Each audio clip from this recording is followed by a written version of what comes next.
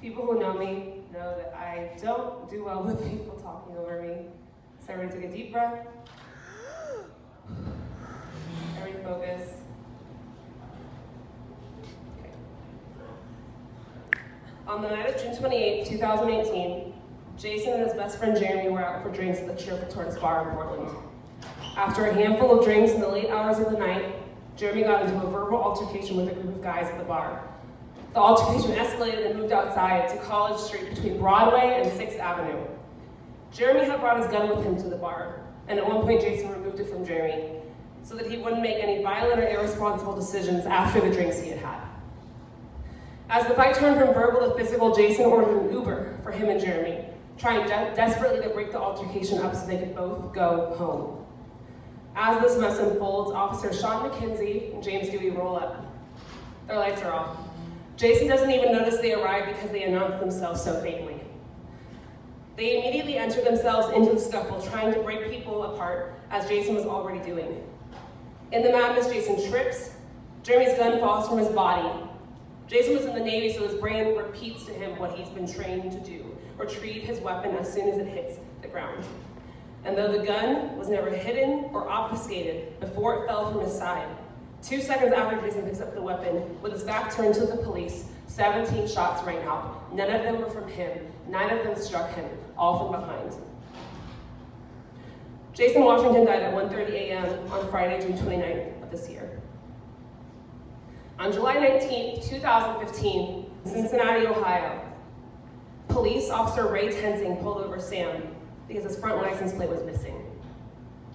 After a couple minutes of inquiring about Sam's driver's license and Sam not being able to present it, Officer Tensing asked Sam to step out of his car while pulling on the driver's side door. Sam pulls the door toward him and begins to drive away in order to flee. The officer yells "stop" and immediately pulls out his gun and shoots Sam point blank in the head, not 2 feet from his face. Samuel DuBose died at 6:30 p.m. that day. I need us to have a 2-minute moment of silence for both of them now.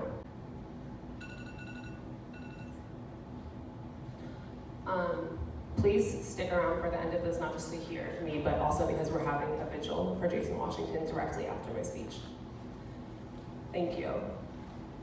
We must not be shy in understanding and vocalizing that it is a severe contradiction that educational institutions, in theory, meant to educate young adults in our society so they can be employed, so they can be critical thinkers, so they can be successful, so they can grow our economy, so they can be a benefit to the community around them, is able to take Black and brown lives away the same way we see city, state, and federal police officers do every day. What does it mean that the same militaristic mechanisms of control that have terrorized communities, specifically poor communities of color, are continuing to expand into education systems? Even when the campus community protested, even when it proves to be violent, even when it is opposed by scholars of social welfare and racial justice on these very campuses. Simply put, it means that educational institutions, shockingly, are not actually prioritizing education, but what is being prioritized is social control, wealth, and a neoliberal agenda. Jason Washington was Black, and so was Samuel DuBose. And both of these police murders took place on college campuses at the hands of campus police officers. Sam DuBose was murdered 1 mile from campus grounds at University of Cincinnati. Jason Washington was murdered in front of the Broadway dormitory at Portland State University. These stories are not unusual. They are painfully familiar, and I'm sure most of you here can name 5 similar killings off of the top of your head: Eric Garner, Michael Brown, Sandra Bland, Kendra James, Aaron Campbell. But these 2 have specific relevance to me today, both in terms of my personal life and my work, and in relation to what I want to share with all of you. First, we can talk about Sam DuBose and why his life matters to me specifically today. Campus police officer Ray Tensing murdered Samuel almost exactly 1 month after 2,371 miles away. The Board of Trustees at Portland State University voted to arm our campus security. At this point, I'm about to turn 19. I'm going to be a sophomore at Portland State in the fall. And I've just joined the Portland State University Student Union. who have been the leading voice in opposing potential armament. A lot of people were involved in the initial opposition, but at this point it was summer, momentum had died down, defeat from the Board of Trustees, from the board's final vote, had been looming for a while, and the group I was joining mostly consisted of 10 people. Sam DuBose's murder echoed very loudly to us across 2,000 miles. It reinforced what people have been telling the board at our school for months. When you hand police officers guns, they will be used to kill, because that is their purpose. And we knew that eventually the bullets would tear through the body of a black and brown person, if not persons, on our campus, just like they did at the University of Cincinnati. We still remember Sam DuBose to this day, and we will never forget him. So for more context, let me back up. My name is Olivia Pace. I know some of you, I've never met some of you. I grew up in Beaverton, Oregon. My parents are Lisa and Kermit. They're here today, which is exciting. I've never heard me speak before, in this kind of setting. And they are here, which is really sweet and exciting. My father is black and was born in 1955 in Duarte, a suburb of Los Angeles. My mother was born in 1967 in Albany, Oregon. My parents got divorced when I was an infant, and during the duration of my childhood, I lived mostly with my mother in Beaverton and spent the weekends with my dad, until he moved back to California when I was 17. This meant I spent most of my life with my white parent in a majority white suburb. And now Beaverton is actually more diverse than Portland. However, whiteness lives in Beaverton in a much more powerful way a lot of the time. Beaverton has relatively nice schools, nice houses. It is a very painfully stereotypical suburb. And by the time I entered middle school, I had entered into a much less diverse environment than I had been in elementary school. Beaverton's white hegemony weighed heavily in my life. I identified as black and I never felt white, and I had a lot of conversations, particularly with my dad, about race, I guess, but living in a relatively affluent suburb of an extremely white and immensely liberal metropolitan area, I had a hard time contextualizing my experience as a black person. I had very few black peers to connect to, and therefore very few ways to understand what it meant more broadly to be black in the 21st century in the United States. Michael Brown was murdered the summer after I graduated high school. Officer Darren Wilson shot him in the back while he had his hands up and left his body laying in the August sun in Ferguson, Missouri for 4.5 hours. This on the heels of the murder of Trayvon Martin and the words of Alicia Garza, who first said to us, hashtag Black Lives Matter, was the catalyst to where we are with today's racial justice movement. I was so confused. I had honestly never engaged in discussions about police violence before. I had never had to interface with police before. At first, Ferguson felt very distant because it was.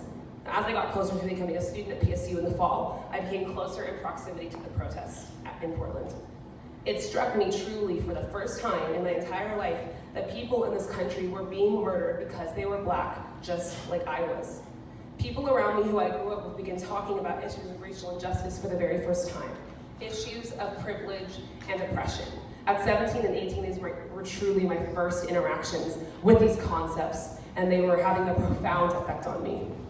What I remember most is wanting to desperately get plugged in, to go to protests, to be involved with Black Lives Matter, but having literally no access to the activist community and having no fucking idea how to get started. And then one day, winter term of my freshman year, I was able to wedge my foot into the door for the first time. I was walking into the Miller Library and there was a chalking on the ground advertising a rally in the park blocks an hour from then. I went, and this was my first interaction with the PSU student union. It was my first protest ever, actually. It was a small rally with a handful of speakers talking about the fact that PSU was about to arm our currently unarmed security officers, turning them into armed and deputized police officers. As light was being shed on the prevalence of police violence against black and brown bodies, and this PSU student population was becoming increasingly diverse, we were actually about to enter the most diverse population, freshman class in PSU's history. These students said that putting guns in the hands of our security officers would not make us safer, but would actually increase the prevalence of violence on our campus. They said that our university had a noted conflict resolution program, capable of developing alternatives to defending ourselves through lethal weapons. These ideas were completely new to me, and I was won over immediately despite that. A system of policing which we've learned is inherently racist should not be given the power to take people's lives. This felt obvious to me. And this is only scratching the surface, as most of you know. Law enforcement as a profession has its origins in slave patrols. Slave patrols were first implemented in South Carolina in 1704 and existed for over a century and a half. Serving on these patrols were most often free white indentured servants paid to return runaway slaves. But they were not only meant to maintain property, but to specifically prevent the possibility of slave uprisings. And the need for slave patrols intensified as the possibility of alliances between white indentured servants and black slaves became greater, because this posed a significant threat to the wealth and property of the ruling class. So we see the growth in the amount of slave patrols when these bonds are becoming stronger, because it was a way to marginally escalate the class status of white indentured slaves so that they no longer needed to have solidarity with black slaves. They were elevated to a new class status and they are now better, even though they were still being exploited. And because they had made those coalitions and connections across race, then the people who were exploiting them would have lost everything. However, slavery eventually did end, and as dictated by the 13th Amendment of the Constitution, but I'm sure most of you understand the complications of the 13th Amendment. It outlawed slavery, except in the place of imprisonment. Knowing that black people still make up a hugely disproportionate amount of those who are in prison, we can understand the abolition of slavery was not a moral revelation on the part of the American government, but the beginning of an economic shift in which cheap labor was moved from slavery into the prison system. If this is true, then the work of law enforcement is still that of drawing more bodies into this system of exploited labor. Policing serves the state in a multitude of ways. In the very municipality where Michael Brown was killed, fines charged by encounters with police officers account for over a quarter of the municipality's revenue. Despite the fact that the system is inherently rotten, in our society, police for some reason have a monopoly over the use of force. Police consistently protect wealth and property, and consistently kill poor people, people of color, and the mentally ill. Police are trusted so implicitly with lethal weapons that they are almost always able to get away with murder. Arming police on our campus was an economic decision from the beginning. The corporate interests of a majority of the board members drove them to prioritize locking in further business investment and development on campus by being able to say they could properly take care of the buildings on campus rather than prioritizing a community vision of safety. These facts are only a part of why we said Disarm PSU. So after this first rally, and getting my first glimpse into what I would later learn about the criminal justice system, 6 months later, I came into contact with the student union again on May Day of all days. And I officially joined about a month later after being taken under the wing that day of one of my best friends in the whole world and my #1 mentor, Olivia, she's right here. I love her so much. Days after I joined, on June 11th of 2015, the Board of Trustees officially voted to implement an armed campus security. Our small group of 11 organizers at the time spent the entire summer gearing up to fight back. We started off the year with a bang, interrupting former President Pavel's freshman convocation speech and holding a rally outside. We gained 40 members that day. We spent the entire 2015 school year holding action after bigger action after bigger action, ending the year with a 500 student walkout for Disarm PSU. We shut down 2 Board of Trustees meetings that year. We got a huge amount of media coverage. We built strong ties with unions and departments at the university and organizations across Portland who supported us. Through all of our efforts, the board administration would not budge. We said, with guns in the hands of our police officers, somebody on our campus will die, just like Michael Brown, just like Samuel DeBose. They refused to listen, and a huge amount of investment and development has occurred on the campus from a number of businesses since then. If you wake up early enough, you can see CPSO sweeping houses people off the campus to make everything look nice. After the election of Donald Trump, organizing in Portland became aimless in many ways. Sometimes explosive, but mostly chaotic, disorganized, and confused. Many people, including the student union, lost their focus, scrambling, trying to figure out how to most sharply fight back at Trump as a new and massive threat to all marginalized people. Disarm PSU came to a screeching halt until Jason Washington was killed by officers James Dewey and Sean McKenzie. Historical memory at PSU was profoundly acute. It was truly like not a day had passed since the lockout in May of 2016. Everybody, meaning the student union, faculty, staff, students at large, and the entire Portland community understood and have often expressed in these words, we told them, they didn't listen. Now an innocent black man is dead at the hands of our campus police officers. PSU has blood on their hands. It is one thing to organize around a hypothetical person who may be killed someday. It is something quite different to have somebody you have never met, completely innocent, with a life completely separate from yours, collide and lose their life with a force that you have been fighting for years. It is another thing to see the pain that surrounds the loss of that person's life. Jason Washington has 3 daughters, a granddaughter, a wife, a brother-in-law, nieces, nephews. They are all kind. Sorry, I wrote it wrong. A brother-in-laws, nieces, nephews, sorry. They are all kind, they are all giving. They have all given so much to us and have taken up this fight alongside us, even in the darkest moment of their life, and they are a testament to everything they describe Jason as. Kind, strong, and selfless. Seeing the love and humanity that surrounded Jason, seeing the person whose life we have been unknowingly fighting for this whole time, deepened our anger and sharpened all the urgency we felt. We began working internally with Jason's family on a plan to attack stronger than ever at the beginning of the school year. Over the summer, in the weeks before and after Jason's death, the Occupy ICE movement had begun in Portland. Many members of PSUSU were there at the occupation often, not as co-organizers, but as helping hands, bodies, and observers. All of us learned a lot of organizing lessons from being there, and learned about the strength of occupations as a tactic. Through occupations, you create a central organizing space that everybody in your community who wants to plug into your struggle can come to. You cause your enemy to directly face the threat of your movement. You create a central location for the media to focus. You build community, which must be a part of building our movements. Seeing all of this, we decided to take on this challenge ourselves.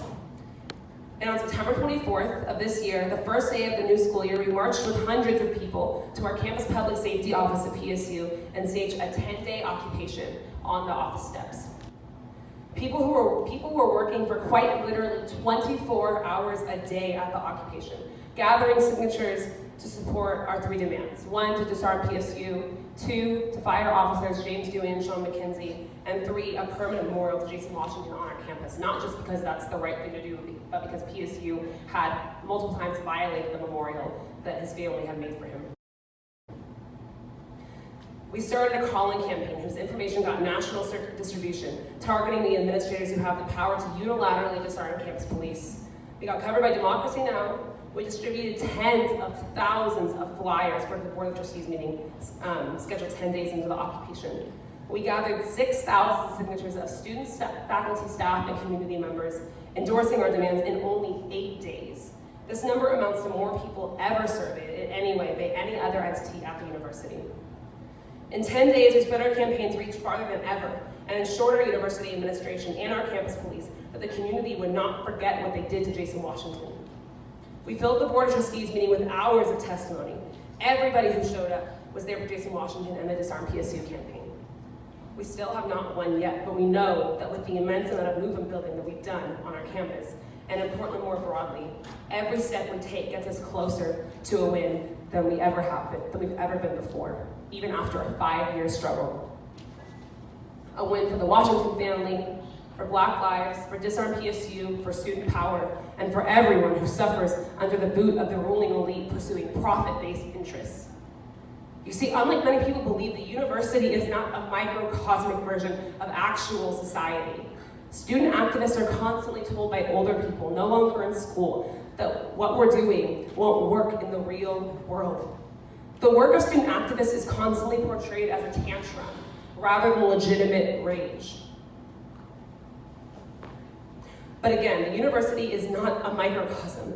The university is an institution that is an active part of our society and a site of various forms of real exploitation, particularly economic exploitation.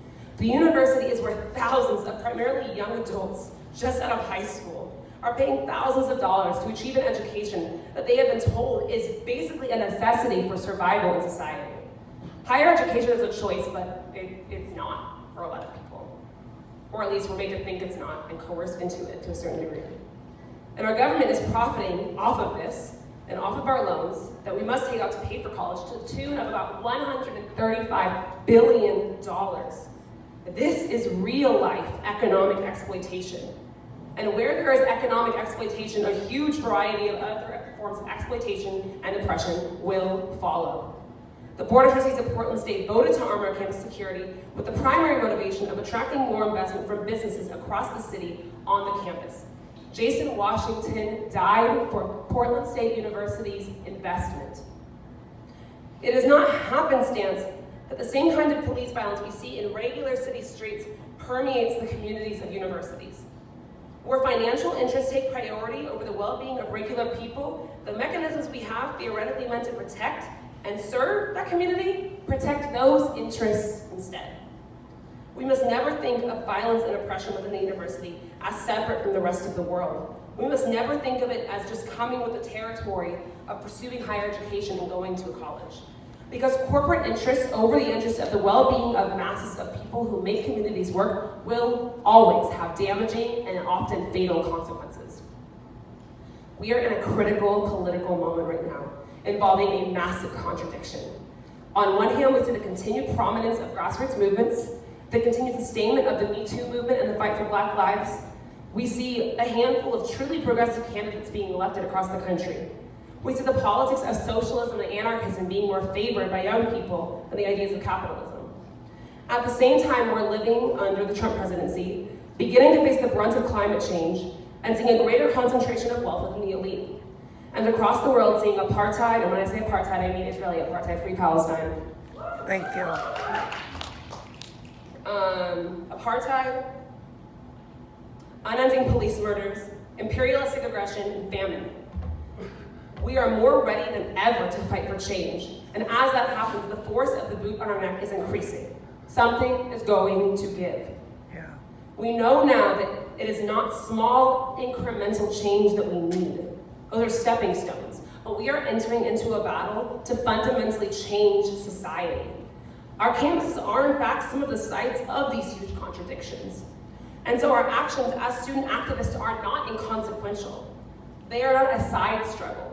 Our organizing as students must be the center of our focus and intertwined with all other struggles that we're engaged in throughout the rest of our communities. And this idea is not new. I feel like so often people forget the way that student organizers have actually shaped grassroots struggle throughout history.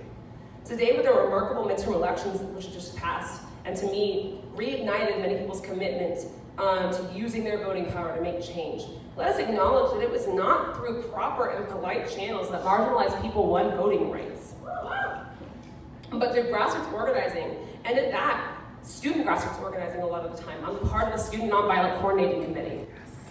SNCC was the backbone of the successful battle for the Voting Rights Act passed in 1965. These student organizers were so powerful, so organized, that the decentralized sit-ins beginning in the 1960s compelled the Southern Christian Leadership Conference to attempt to bring these Southern students in to build a student branch of their organization. Ella Baker, a member of the SCLC, had a different idea about this. Through the guidance of Ella Baker, the most unsung hero and critical thinker of the civil rights movement, something more powerful was established.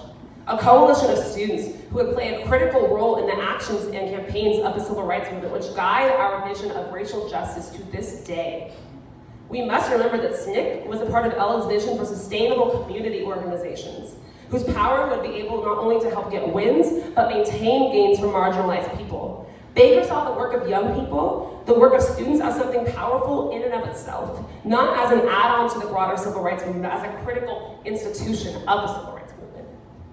I have grown into an organizer and watched my friends grow into some of the most powerful organizers in our city, almost solely through student organizing. I have seen our work drastically change our campus's climate around policing. Our campus community has directly called into question now, not just if policing on our campus is corrupt or violent, but the general monopoly police have over violence and how we might dismantle that. Student organizers, for the time that they attend school, are in extremely close proximity to corporate power.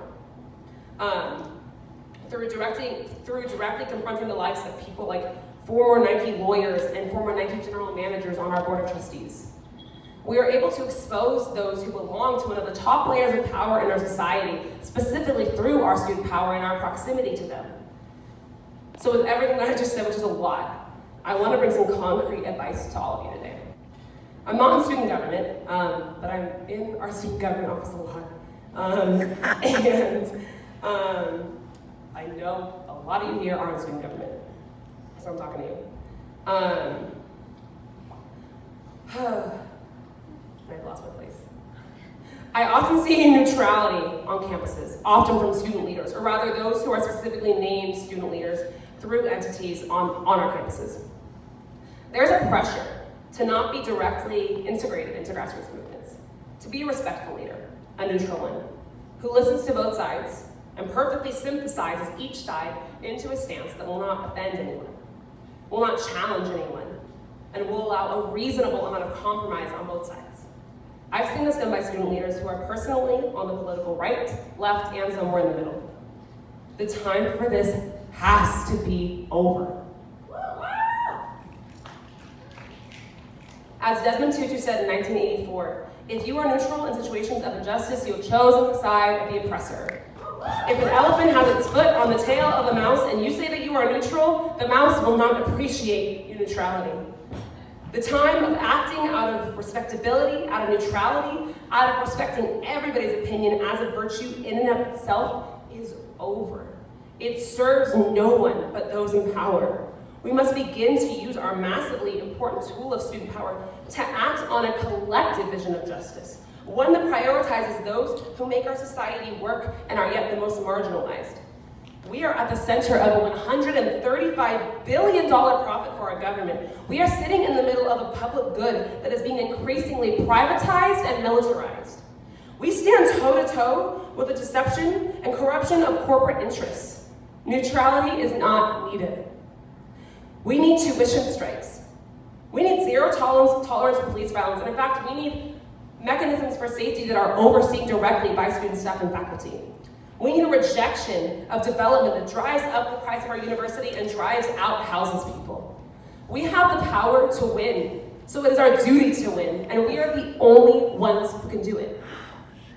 These issues that distort the education system have much broader effects than just in our classrooms.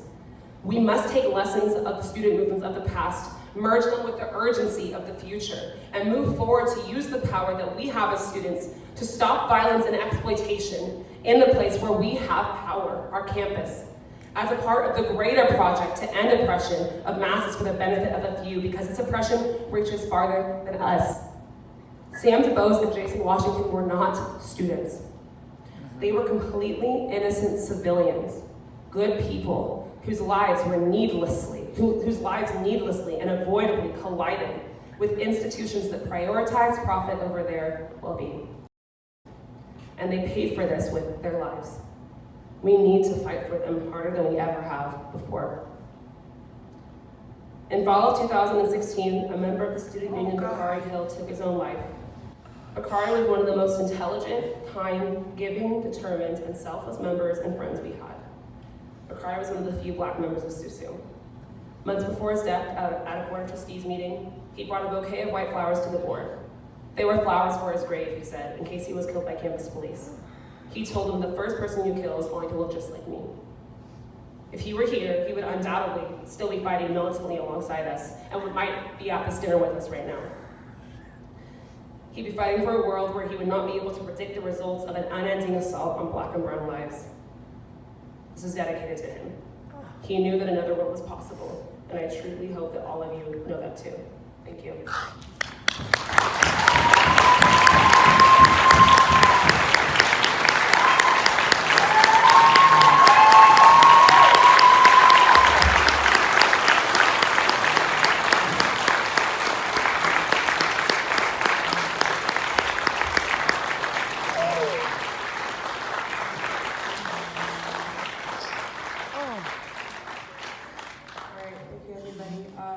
If you could please